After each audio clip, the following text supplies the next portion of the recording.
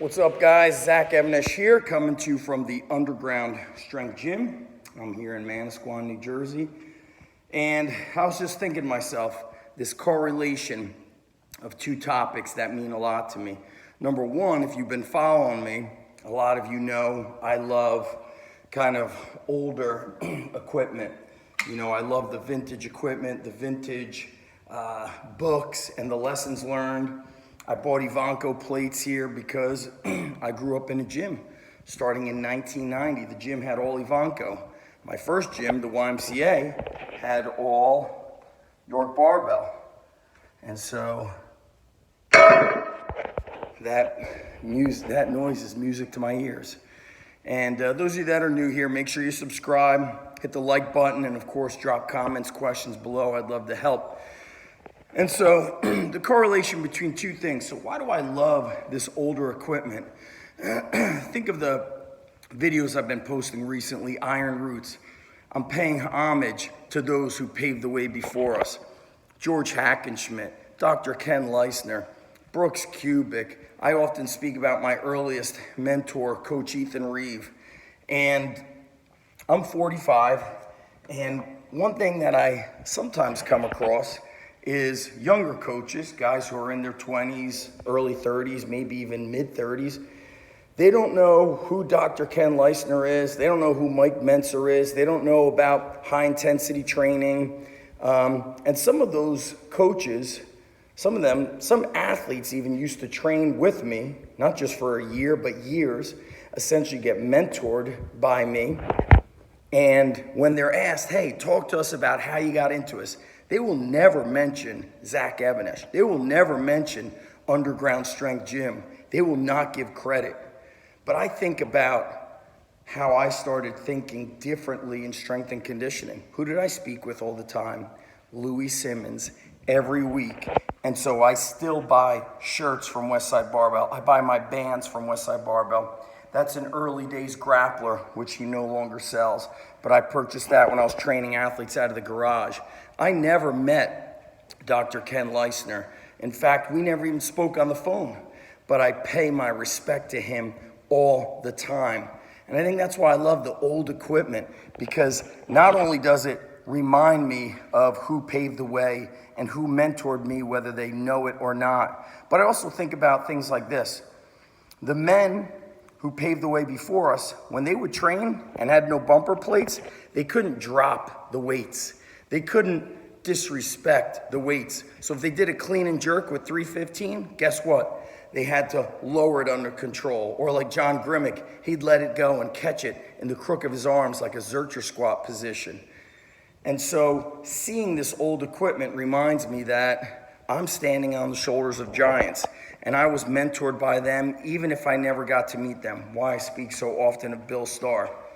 And so getting your hands on this old equipment, on old books, on older information, it's very important, because you start to learn how these coaches, these lifters, maximized performance with the most minimal of equipment, the most Spartan setups.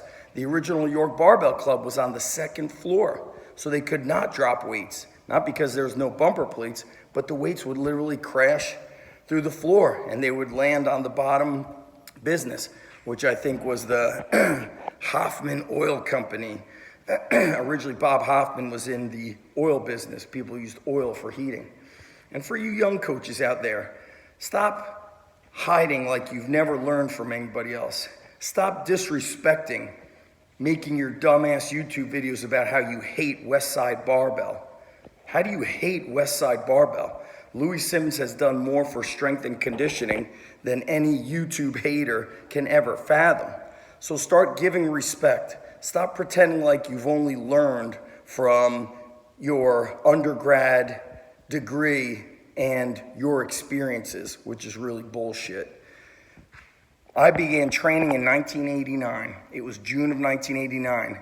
But I started reading my older brother's bodybuilding books and magazines around 87. So by the time I started training, a lot of my knowledge came from, the Weider principles. And so people may not like Joe Weider, but you don't need to bash the guy. He put out all that information. He helped all these bodybuilders teach and learn their own business. Was he always ethical? I don't know. I don't know who is perfect in this world, by the way. But a little respect in the strength and conditioning field would be nice to see. Brett Bartholomew told me he was at an event once, and he was either sitting at the same table as Dana White or came across him in conversation, and Dana White said, man, strength and conditioning coaches is like the only profession I've ever come across where you guys consistently bash people in your own profession. Now, that doesn't mean Dana White's perfect, but I think he brought up a very powerful point, one that's legitimate, one that's slightly embarrassing. And so, know your roots. Watch these Iron Roots videos. Pay homage and give respect to the people that mentored you. And for those athletes that I've worked with who, God forbid, mention my name, that there was any influence, even when you stopped by and said, I want to do what you're doing, Zach, I don't need any credit. But this profession needs professionalism, and a lot of that is missing thanks to certain people who are too cool and have to never give credit and put down other people, okay? There's a quote out there. It says this. I wish I could remember. You could Google it. It says, rudeness is the weak man's imitation of strength. And so by putting down others and talking negatively about others, that's just posing.